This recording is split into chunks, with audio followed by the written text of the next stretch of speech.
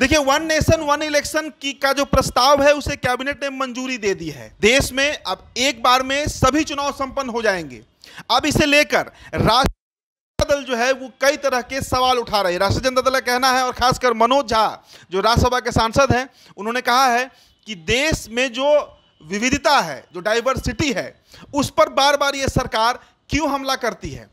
कई राज्य ऐसे हैं, उदाहरण के तौर पर उन्होंने कई राज्य की भी चर्चा की जहां 5 साल के अंदर 2 बार 3 बार चुनाव हुआ है, सरकार गिरते रहा है, बदलते रहा है।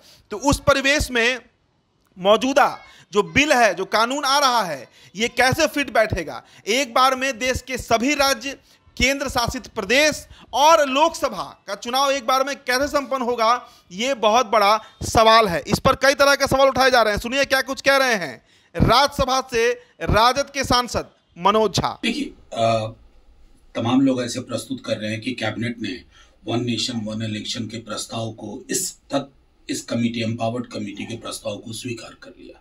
कमाल की बात है साहब, मोदी जी की कैबिनेट है, मैं मेरा मुझको जिसका फलसफा है, तो ये उसके अलावा कोई विकल्प था नहीं। हमारी पार्टी के कुछ मौलिक सवाल थे और हैं।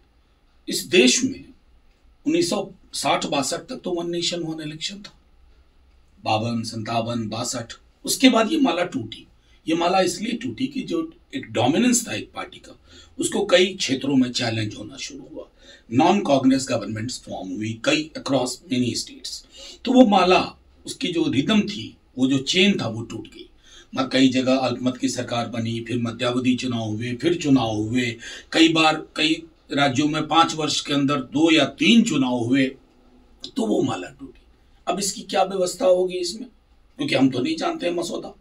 2 चीजें हो सकती हैं, एक पूरे देश में और राज्यों में एक साथ चुनाव हो, और अगर कहीं मान लीजिए उत्तर प्रदेश या मध्य प्रदेश में सरकार किसी की नहीं बनी, या तो आप प्रॉक्सी गवर्नमेंट राज्यपाल राष्ट्रपति के माध्यम से रखिएगा अगले चुनाव तक, या फिर चुनाव होगा। और अगर फिर चुनाव हुआ तो माला टूट गई, क्योंकि फिर तो ऐसा नहीं है ना सब भंग करके चुनाव करें। और सबसे बड़ी चीज है कि 240 के मैंडेट के बाद लगा था कि माननीय मोदी जी अब रोजगारोन्मुख चीजों पर बात करेंगे, डाइग्रेशन और कुछ नहीं है। वन नेशन वन इलेक्शन जो एक विविधता रही है, क्या अब तक के जो मेनी इलेक्शंस हुए, क्या उसने डेमोक्रेसी को कमजोर किया? नहीं। कोई ऐसी स्टडी है? नहीं।